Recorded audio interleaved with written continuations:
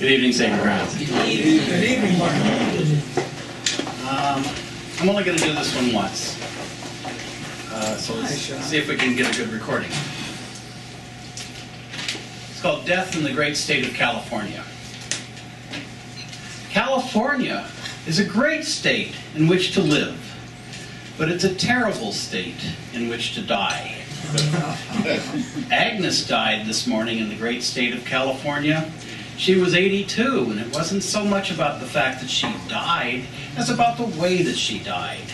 You see, the Jesus people in California had set up the rules so that she could not die simply or humanely. I don't know if it had something to do with a vague legal principle or emulating Jesus on the cross. Agnes was born a Jew, but the rules made by the Jesus people apply to all. She could not die anywhere nearly as humanely as the 6 cats that she left behind. Agnes would not be so lucky. There could be no Kevorkian-like setup where she just pushed a button and it started a drip. That would be murder in the state of California. And this state is resolved to be more humane in the execution of its murderers than it is in letting go of its old and sick law-abiding people.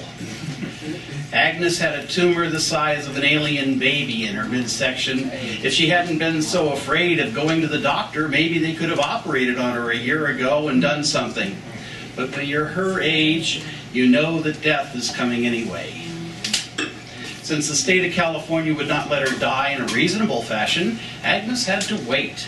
She waited for the tumor to cut off her intestines in the middle, thereby forcing all of the materials located above the tumor back up through her system. One doesn't ordinarily think of pee and feces coming out through the nose and the mouth, but that's what happens in these cases.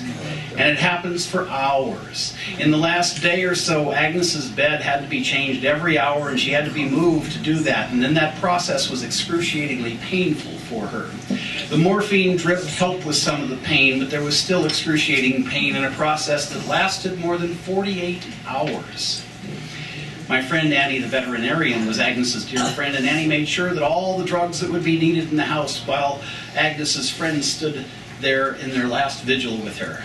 Annie had put my cat Zipper to sleep in 2001, and the whole process took less than 20 minutes.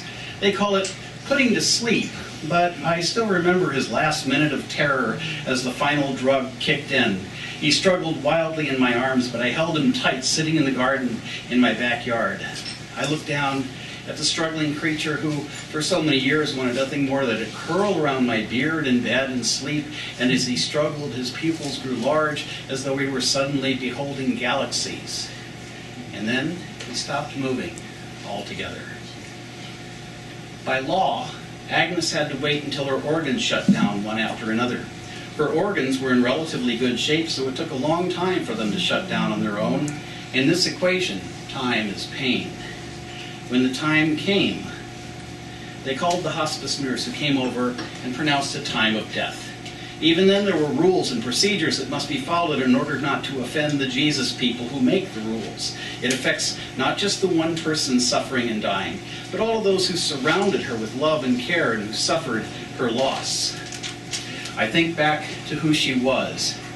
Agnes was a survivor of Auschwitz.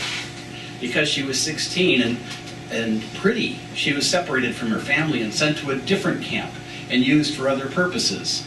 Her mother, her father, her brother were separated into groups, and each got the Zyklon B gas treatment. Each of them experienced 10 minutes in which their lungs and nasal passages were on fire from the poison gas and all around them. And they were screaming in panic until all their bodies shut down. Agnes' beauty brought her another 60 years, with the last 4 decades spent in the golden state of California. Agnes' last 48 hours were like her mother's last 10 minutes, only they lasted 200 times longer.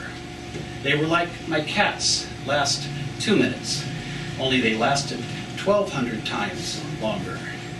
So, when it comes to death, you tell me, who was more humane, the Nazis or the lawmakers of the great state of California? You can each answer that question for yourselves. When it's my time to go, I'll move to Oregon. Oh.